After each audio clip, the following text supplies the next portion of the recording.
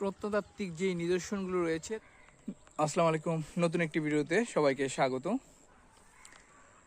আজ এসেছি মুন্সিগঞ্জ বিক্রমপুরে একটি প্রাচীন নিদর্শন দেখাতে, যেটি দেখার জন্য আপনারা দেখতে পাচ্ছেন পেছনে একটি খুবই সুন্দর একটি মঠ, যদি এটি এখন প্রায় ধ্বংসপ্রাপ্ত অবস্থায় আছে।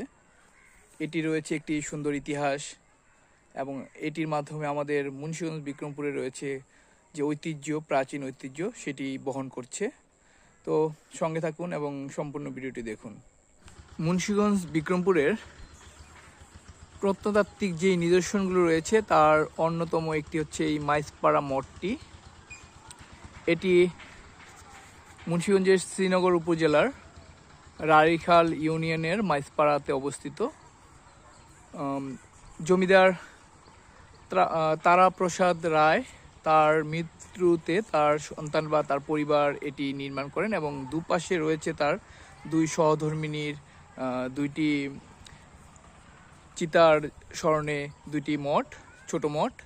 আর এটি হচ্ছে তারাপ্রসাদ রায়ের স্মরণে নির্মিত একটি মঠটি, যেটি পুরো ভারতীয় উপমহাদেশের অন্যতম একটি প্রাচীন নিদর্শন এবং এটি ভেঙে গেছে। এটির নির্মাণ করা হয়েছিল প্রায় 160 বছর আগে তার স্মরণে, এবং এটির উচ্চতা ছিল 113 ফিট, যেটা বিভিন্ন তথ্য থেকে জানা যায়।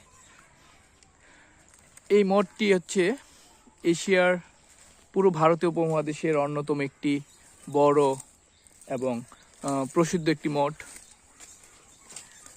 যেটি ভেঙে এখন ভঙ্গুর অবস্থায় আছে। মাথাটা অনেকটা অংশ, বড় অংশ ভেঙে গেছে, বাকি এই অংশটি রয়েছে।